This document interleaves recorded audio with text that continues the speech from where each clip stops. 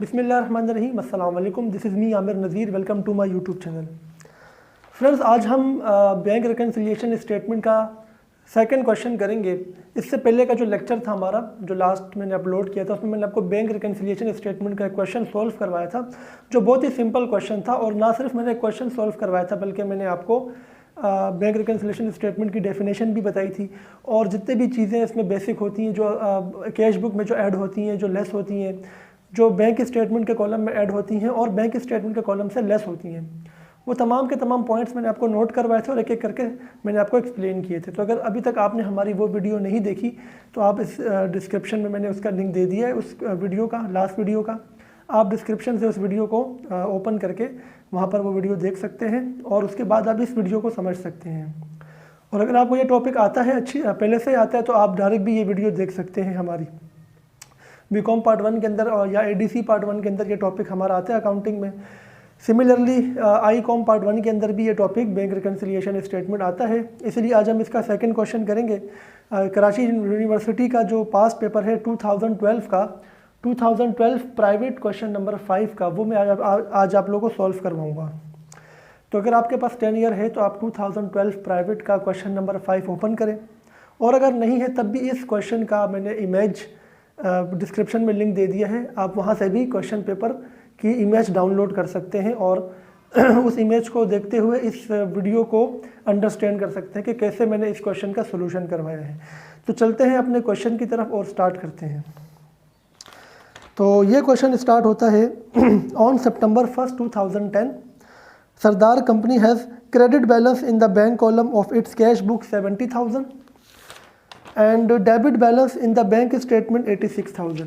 यानी जो हमारे एंडिंग बैलेंसेस हैं कैश बुक का और बैंक स्टेटमेंट का, वो उन्होंने दिया हुआ यहाँ पे। जो कैश बुक का बैलेंस दिया हुआ है 70,000, ये क्रेडिट बैलेंस है। मतलब क्या है, ये नेगेटिव बैलेंस है, क्योंकि कैश बुक का आमतौर पर नॉर्मली डेबिट बैलेंस होता है, बिकॉज कैश बुक में हमारे कैश और बैंक अकाउंट की ट्रांजैक्शन हम रिकॉर्ड करते हैं और ये हमारे एसेट अकाउंट होते हैं, इसलिए इनके हमेशा डेबिट बैलेंस होते हैं। बट अगर इसका सवाल के अंदर क्रेडिट बैलेंस गिवन होगा, इट मीन्स दैट के ये नेगेटिव बैलेंसेस है। इसे ओडी भी कहते हैं, यानी ओवरड्राफ्ट भी कहते हैं, यानी आपका बैंक अकाउंट नेगेटिव हुआ है इस वक्त as per your cash book balance. Similarly bank statement का जो एंडिंग बैलेंस है वो भी एक डेबिट बैलेंस है। बैंक स्टेटमेंट बैंक वाले जनरेट करके देते हैं और बैंक वालों के लिए आपका अकाउंट लायबिलिटी होता है, दैट्स वाई आपका हमेशा क्रेडिट बैलेंस होता है, ठीक है ना। एज पर बैंक स्टेटमेंट, जो बैंक स्टेटमेंट आती है तो उसमें आपका जो एंडिंग बैलेंस होता है वो नॉर्मली क्रेडिट बैलेंस होता है। लेकिन अगर आपकी ओडी हो चुकी है, आपका बैंक अकाउंट नेगेटिव हो चुका है, तो बैंक स्टेटमेंट में आपका डेबिट बैलेंस आ रहा होगा। इसका मतलब ये है कि इस क्वेश्चन में जो हमारे ओपनिंग बैलेंसेस हैं बैंक रिकन्सिलिएशन स्टेटमेंट के, जो भी हम यहाँ लिखेंगे, वो दोनों नेगेटिव बैलेंस है। कैश बुक का क्रेडिट बैलेंस गिवन है और बैंक स्टेटमेंट का डेबिट बैलेंस गिवन है, और ये मैं बड़े डिटेल में एक्सप्लेन कर चुका हूँ अपनी लास्ट वीडियो में। हम इसे यहाँ पर नेगेटिव बैलेंस के तौर पर ही लेंगे, ठीक है ना। तो ये हमारे बैलेंसेस हैं, हमने यहाँ पे लिख दिया balance as per cash book, जो कि क्वेश्चन में गिवन है 70,000, तो नेगेटिव लेंगे इसको हम। और इसी तरीके से balance as per bank statement, ठीक है ना, ये 86,000 का नेगेटिव बैलेंस दिया हुआ है। तो इन दोनों को मैं क्या करूँगा, नेगेटिव बैलेंस के तौर पे लूँगा, यानी इसको मैं ब्रैकेट्स में लूँगा। अब ट्रांजैक्शन जो हमारे पास 1 से लेकर 6 तक ट्रांजैक्शन है क्वेश्चन में, और रिक्वायरमेंट में है प्रिपेयर बैंक रिकन्सिलिएशन स्टेटमेंट। तो बैंक रिकन्सिलिएशन स्टेटमेंट के अंदर हम क्या करते हैं, कैश बुक में कुछ ट्रांजैक्शंस ऐड या लेस करते हैं, कुछ बैंक स्टेटमेंट के कॉलम में ऐड या लेस करते हैं। पहली जो इन्फॉर्मेशन दी हुई है, company found the following errors when preparing its reconciliation statement. Cheque issue to suppliers.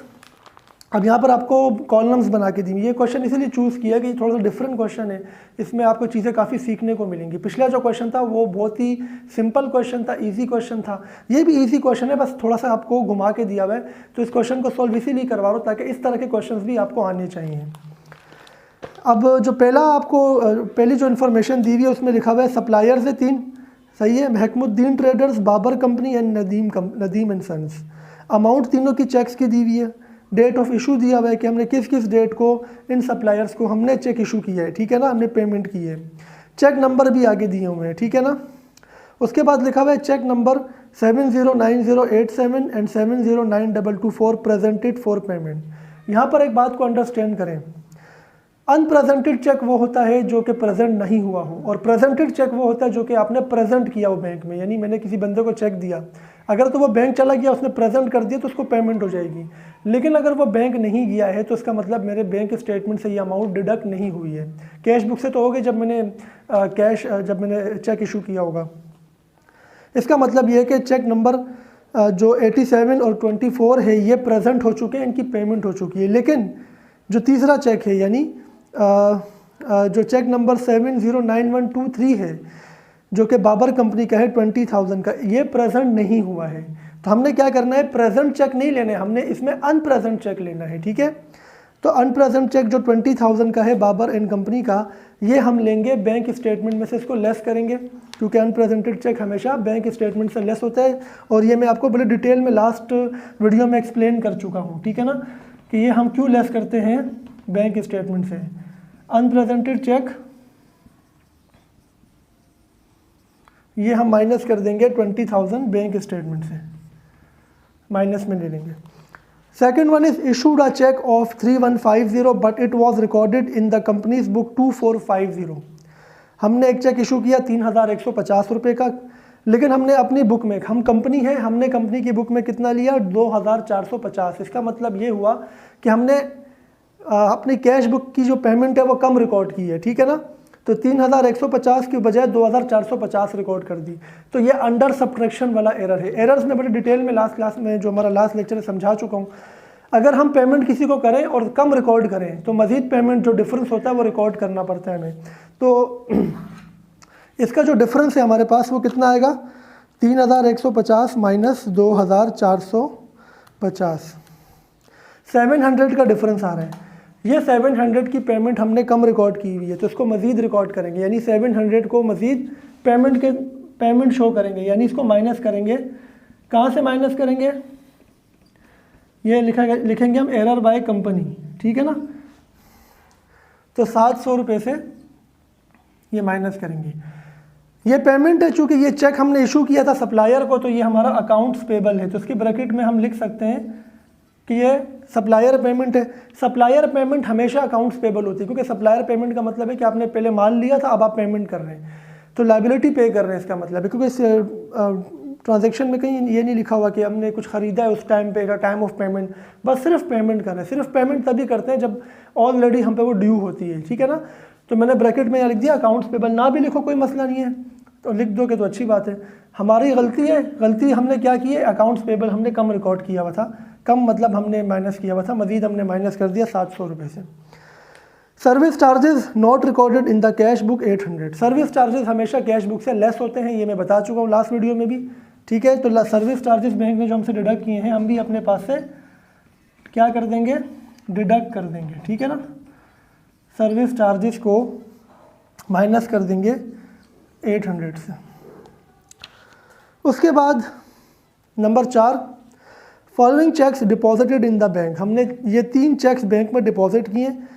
3 customers थे, Rahman traders, Aftab company, Arsalan brothers. इनसे हमने चेक रिसीव किए, डेट ऑफ डिपॉजिट भी दिया हुआ है, किस किस डेट को हमने बैंक में जमा करवाए हैं।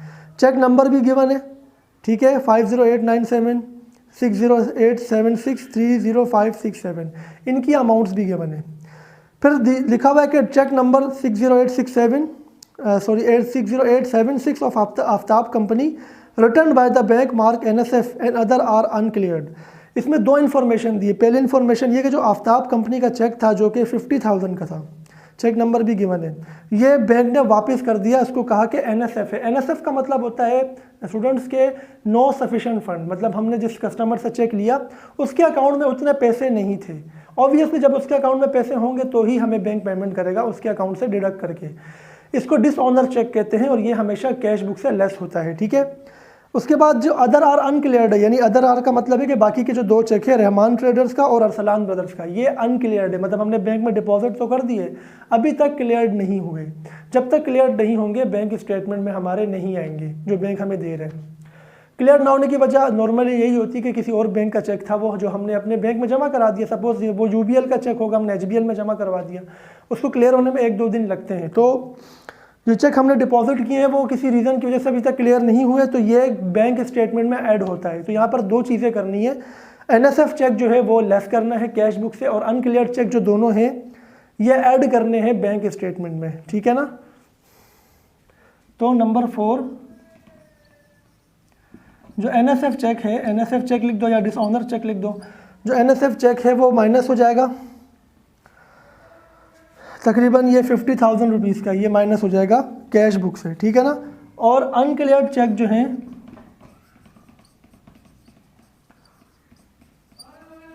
ये दोनों ऐड हो जाएंगे। ये ऐड इसलिए होंगे क्योंकि ये अनक्लियर्ड चेक है 65,000 एंड 60,000, तो मैं यहाँ ब्रैकेट में इनको ऐड करके भी शो कर देता हूँ, ठीक है। 65,000 प्लस 60,000 तो ये हो जाएंगे 1,25,000। इनको मैं ऐड कर दूंगा बैंक स्टेटमेंट में। उसके बाद है interest on investment credit by bank 1,25,000 was not recorded in the cash book. यानी हमने कहीं इन्वेस्टमेंट की हुई थी या हो सकता है बैंक के थ्रू इन्वेस्टमेंट की हो, उस पर जो हमें प्रॉफिट हुआ है, इंटरेस्ट हुआ है जो हमारे बैंक ने हमारे अकाउंट में डाल दिया है।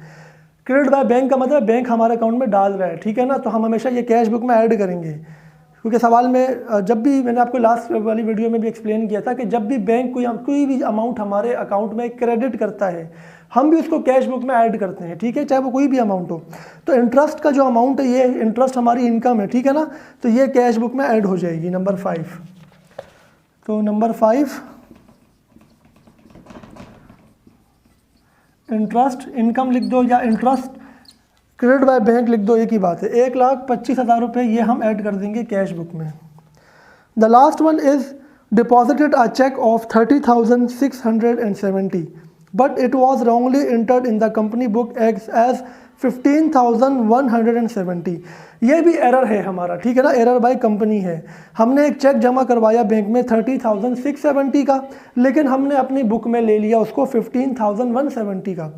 ये हमने डिपॉजिट करते हुए मिस्टेक की है और हमने कम रिकॉर्ड किया है। तो फ्रेंड्स ये भी एरर बाय कंपनी है, जो कि हमने बैंक में जमा करवाया 30,000 लेकिन हमने अपने पास उसको ऐड किया 15,000, यानी हमें 30,000 डिपॉजिट किया, 30,000 ही ऐड करना था कैश बुक में at a time of deposit, but we added 15,170, so the difference amount will be added more, ठीक है ना। तो इसका जो डिफरेंस है वो हम निकालेंगे और वो हम अपने कैश बुक में ऐड करेंगे। तो इसका जो डिफरेंस आ रहा है वो हम चेक कर लेते हैं। तो डिफरेंस आ रहा है 30,670 माइनस 15,170, तो ये आ रहा है 15,500 का, ठीक है ना।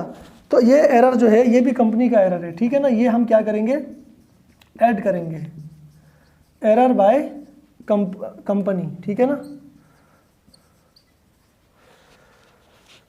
तो ये जो एरर है, जाहिर सी बात है, चेक जब हम डिपॉजिट करते हैं तो वो अकाउंट रिसीवेबल होता है हमारा, क्योंकि हमने कस्टमर से पैसे लिए होंगे, कस्टमर से चेक लिया होगा और हमने जमा कराया होगा। अब ये ज़रूरी नहीं है, ये अकाउंट रिसीवेबल मैंने इसलिए लिखवाया कि जब आप एडजस्टिंग एंट्रीज इसकी बनाएंगे, इस सवाल में तो रिक्वायरमेंट में नहीं पूछा हुआ कि आप एडजस्टिंग एंट्रीज भी बनाएं। In case if you write adjusting entries, ठीक है ना, of this question, so obviously it can make you sure that के you will take accounts receivable in journal, ठीक है, टू रिकॉर्ड दिस एडजस्टमेंट, ठीक है ना। सिमिलरली अकाउंट्स पेबल, जब आप इसकी एडजस्टिंग एंट्री बनाएंगे, कैसे बनाते हैं मैंने लास्ट वीडियो में बताई है और बना के भी दिखाई है, तो आप इसकी एडजस्टिंग एंट्री से प्रैक्टिस के तौर पे बना सकते हैं खुद, उस पिछली वाली वीडियो को देख के। तो ये 15,500 हम बैंक कैश बुक में ऐड कर लेंगे। तो स्टूडेंट्स ये तमाम की तमाम एंट्रीज करने के बाद हम इन दोनों साइड्स का टोटल करेंगे, ठीक है ना। तो हमारे पास आ जाएंगी एडजस्टेड बैलेंसेस, जो कि इक्वल होना चाहिए। तो हम इसका जब टोटल करते हैं, ठीक है ना, तो टोटल जब हम इसका करेंगे तो हमारे पास आंसर आएगा -70,000 -700 -800 -50,000 प्लस 1,25,000 प्लस 15,500, तो इट इज़ 19,000। तो ये वाली साइड भी आपकी 19,000 ही आ रही होगी। इसका मतलब ये होता है कि ऑल सेटलमेंट्स करने के बाद आपके बैंक अकाउंट में 19,000 रुपये पड़े हुए हैं, ठीक है ना, तमाम एडजस्टमेंट्स करने के बाद, करेक्शन ऑफ एरर करने के बाद। तो दोस्तों ये हमारा क्वेश्चन था आज का। इसमें हमने अंडरस्टैंड किया कि जब आपको डिफरेंट चेक्स दिए हों और आपको उसमें से बता दिया गया कि ये प्रेजेंटेड है तो अनप्रेजेंटेड वाला कैसे लेना है, या ये क्लियर्ड है ये अनक्लियर्ड है, तो इस तरह के क्वेश्चन करने से आपको ये बेनिफिट होता है कि आप मज़ीद अच्छी आपकी जो है ना कॉन्सेप्ट हो जाता है। इससे पहले वाली वीडियो जो मैंने करवाई थी वो भी बैंक रिकन्सिलिएशन पे थी। इसके अलावा मज़ीद वीडियोस अगर आप देखना चाहते हैं तो हमारे चैनल को विजिट करें।